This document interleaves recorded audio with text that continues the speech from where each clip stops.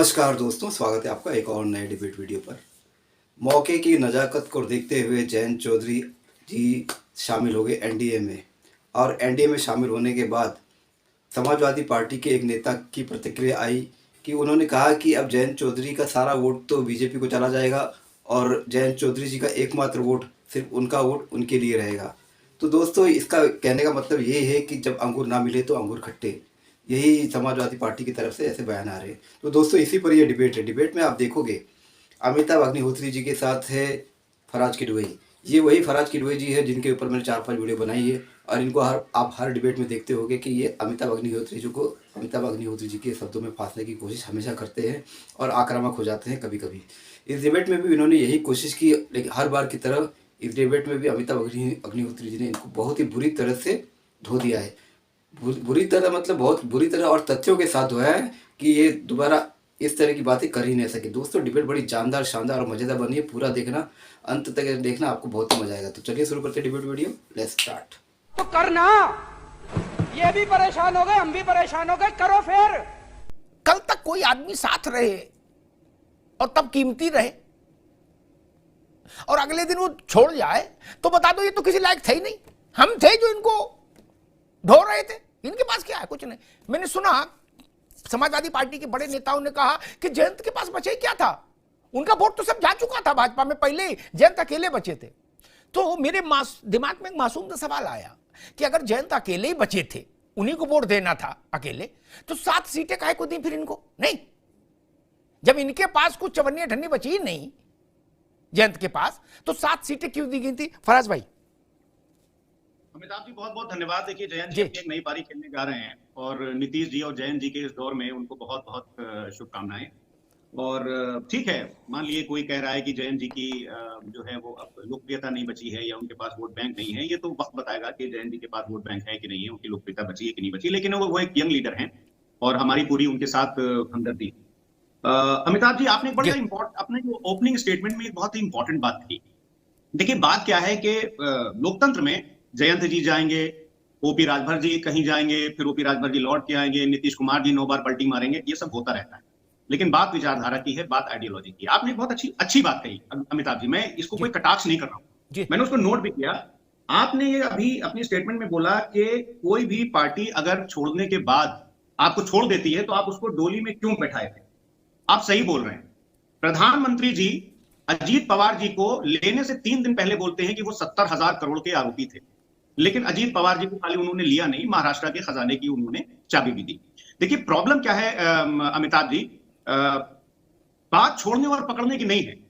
Indian democracy और लोकतंत्र की अमिताभ जी ये खूबसूरती है कि जिन जयंत जी को, जिनके साथ हमारा बेहतरीन गठबंधन चला और जिनसे हमारी पूरी सहानुभूति है, जिनको हम मतलब एक गुड लक भी बोल रहे हैं, लेकिन जिन जयंत जी को उत्तर प्रदेश पुलिस ने जिनके ऊपर लाठीचार्ज किया, आज भारत के प्रधानमंत्री जी और भारत सरकार घुटनों पर आ गई कि उनको आदरणीय चरण सिंह जी को, श्री चरण सिंह जी को थेथरई भारत की राजनीति में इस कदर पैवस्त है कि थेथरई अलग नहीं हो सकती ना।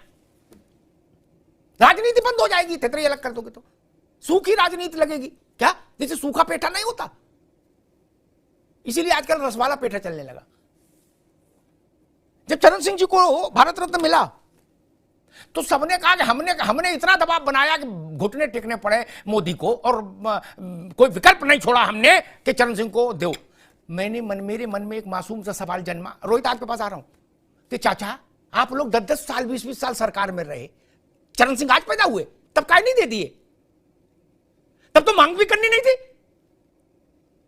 10 साल मुलायम सिंह जी की चिट्ठी लगी रही, मनमोहन सिंह किया, उससे पहले मुलायम सिंह रक्षा मंत्री रहे, लालू जी लगातार सरकार में रहे। अरे हम तो करें चरण सिंह छोड़ो, अजीत सिंह को भी दे देते भारत रत्न, काय नहीं दिया? आज थेथरई कर रहे हो सब लोग, करे हमारी मांग के चलते हमने कर्पूरी ठाकुर।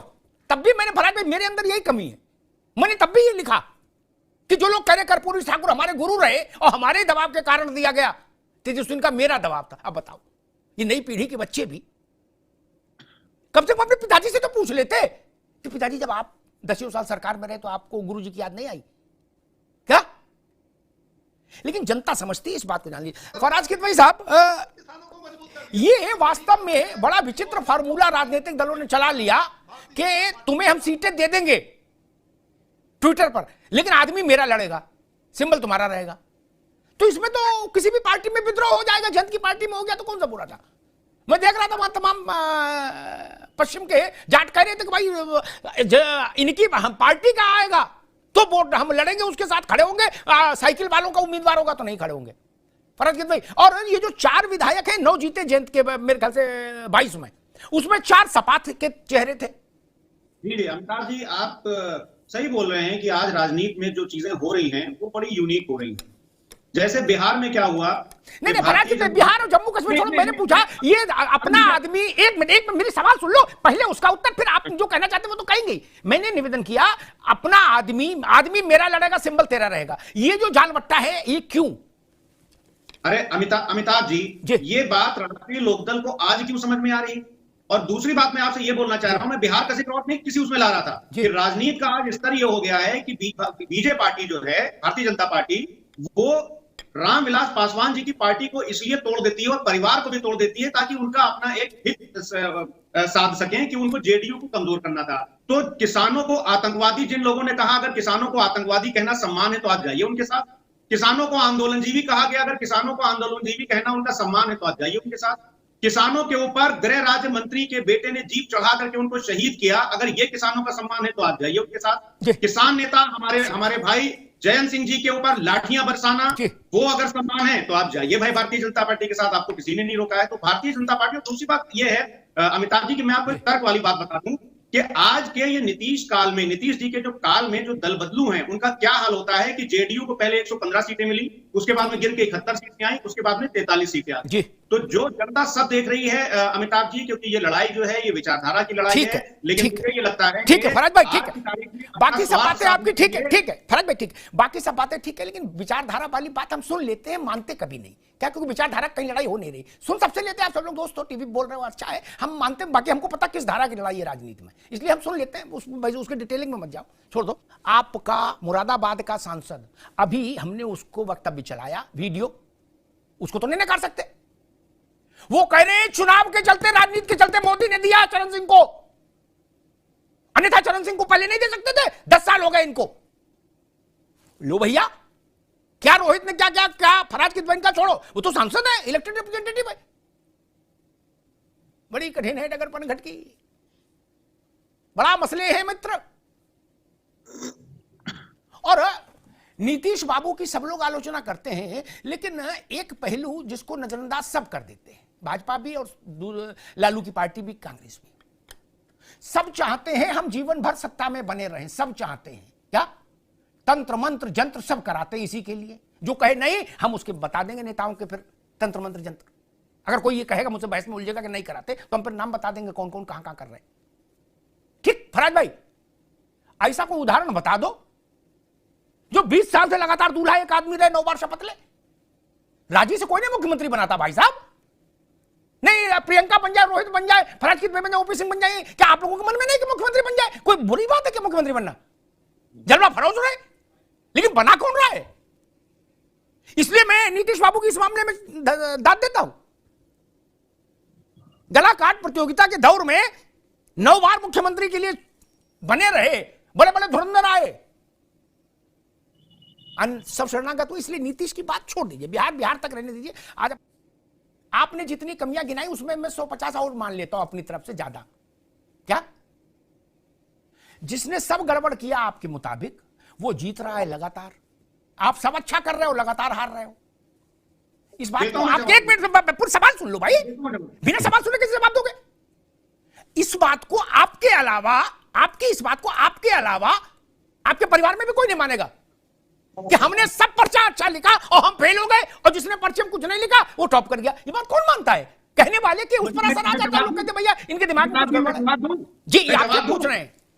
एक चुनाव हारा हुआ आदमी जिसको उत्तराखंड में भारतीय जनता पार्टी ने मुख्यमंत्री बनाया, वो परीक्षा में पास होकर फेल हुआ। उत्तर प्रदेश का उप मुख्यमंत्री चुनाव हार करके उप मुख्यमंत्री बनाया जाता है। अमिताभ जी, मैं आपसे पूछना चाहता हूँ, आप बोल लो, अभी बीच में बोलूंगा तो आपको बोलने नहीं दिया। बिहारी वाजपेयी जी 2 बार लोकसभा का चुनाव हारे, क्या वो फेल हो गए? मैं नहीं मानता। मैं मानता हूं श्रद्धेय अटल बिहारी वाजपेयी जी इस देश के बहुत बड़े नेता ठीक, हैं। ठीक। चुनाव में हार और जीत अमिताभ जी डेमोक्रेटिक प्रोसेस का एक हिस्सा है। ठीक है फराज भाई, आप रुक जाइए, आप रुक जाइए, आगे बात, आगे आप रुकना होगा, आगे बात अब रिपीटिशन होगा। आपने मुझसे सवाल किया ना, कोई व्यक्ति हारे, भारत ने जो लोकतंत्र स्वीकार किया उसका नाम है, केवल डेमोक्रेसी नहीं, उसका नाम है, उसका नाम है पार्लियामेंट्री डेमोक्रेसी, संसदीय जनतंत्र स्वीकार किया भारत ने। ठीक, मेरे ख्याल से समझदार लोगों को पता है, और बाकी और जान लें।